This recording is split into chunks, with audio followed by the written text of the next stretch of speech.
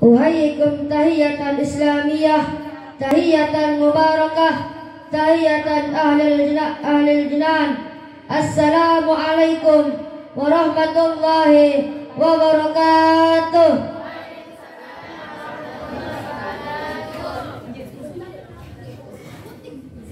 Alhamdulillahirabbil alamin. Alhamdulillahilladzi ja'ala Indonesia daulatan mustaqillah bi anwa'il atatin mukhtalifah. Walidzalika awjaba lil ukhuwah wa asyhadu an la ilaha illallah wahdahu la syarikalah wa asyhadu anna sayyidina Muhammadan abduhu wa rasuluhu alladzi la nabiyya ba'da.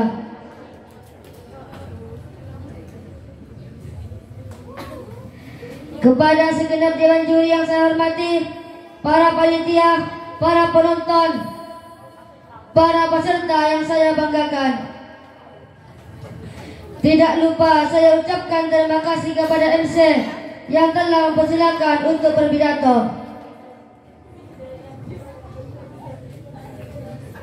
Pertama-tama, yang paling utama, marilah kita panjatkan puja-puji syukur kepada Zat yang telah menetapkan dualisme dunia, yang mana tidak akan pernah ada satu jika tidak dua. Sehingga terciptalah langit dan bumi, bulan dan bintang, lautan dan daratan, si ganteng dan si buruk rupa, sehingga sempurnalah kehidupan di alam semesta ini.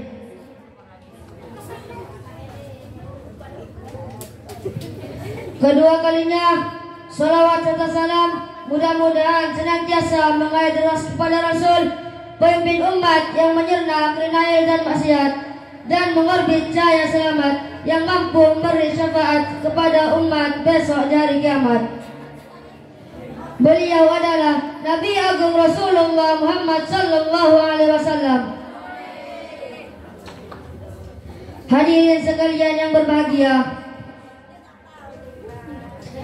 Indonesia merupakan dunia kesatuan yang penuh dengan keberagaman, terdiri dari keberagaman budaya, suku dalam agama. Di suatu sisi hadir keberagaman ini menjadikan Indonesia negeri yang unik dan menarik.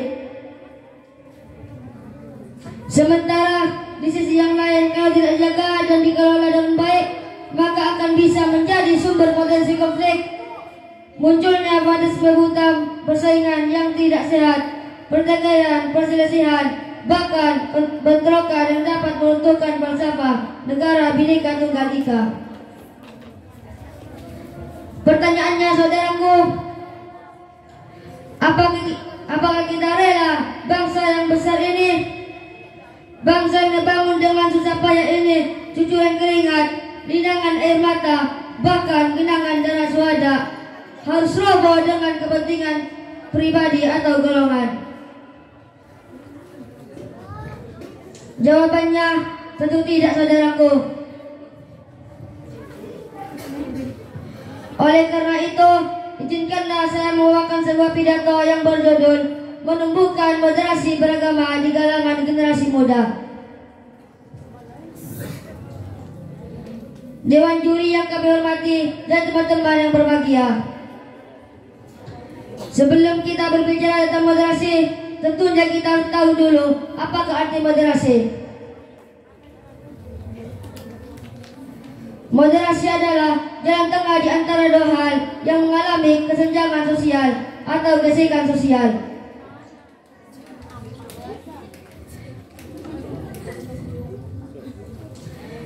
Lalu, apakah arti moderasi beragama? Moderasi beragama adalah bagaimana cara kita bersikap memandang dan berperilaku melalui jalan tengah dalam beragama, supaya kita tidak berlebihan atau tidak ekstrem dalam menjalankan agama.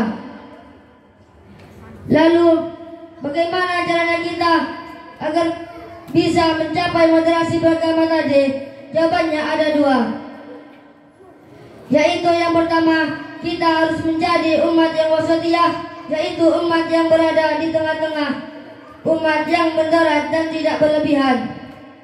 Dalam Al-Quran surah Al-Baqarah ayat 143 menjelaskan, Allah subhanahu wa ta'ala berfirman,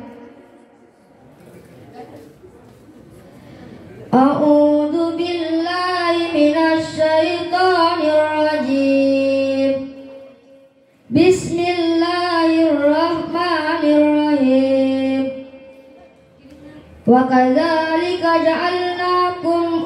ummatan wasatan litakunu syuhada 'alan nasi wa yakuna ar-rasul 'alaikum syahida. Al-ayah. Dan demikian pula kami menjadikan kamu umat Islam, umat pertengahan, agar kamu menjadi saksi atas perbuatan manusia, dan agar Rasul Muhammad menjadi saksi atas perbuatan kamu. Hadirin sekalian yang berbahagia, Ahmad Mustafa Al-Marghi dalam karyanya yaitu Tafsir Al-Marghi juz 2 halaman 93 menjelaskan bahwa ummatan wasatah adalah sikap umat Islam yang berada di tengah-tengah.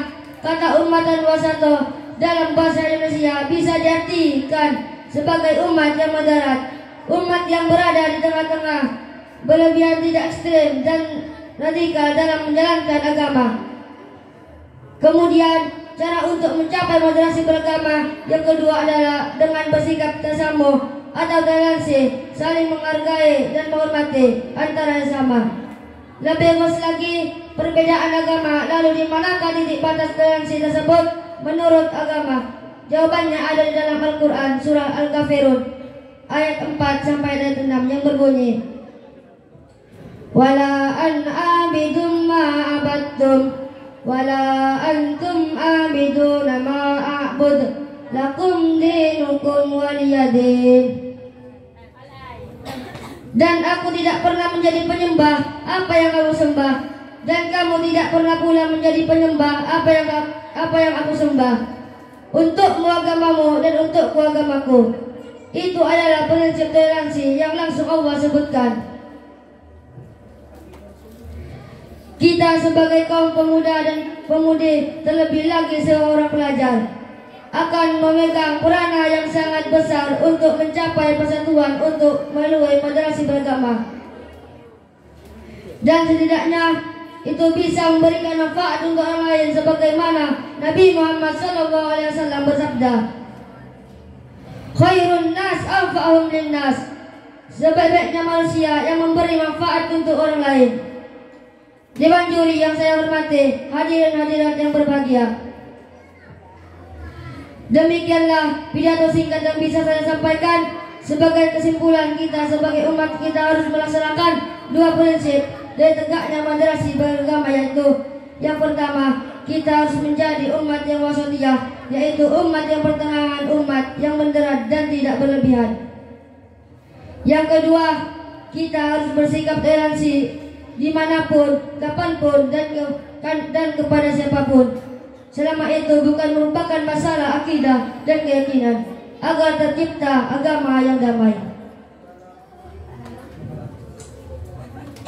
Sebelum saya tutup pidato ini, izinkanlah saya membawakan sebuah pantun. Umat Islam merayakan Lebaran, umat Kristen bernatal sebentar lagi. Moderasi beragama kita laksanakan agar damai bumi pertiwi ini. Buah durian isinya putih. Cukup sekian, terima kasih. Bubur sumsum pakai batu. Assalamualaikum warahmatullahi wabarakatuh.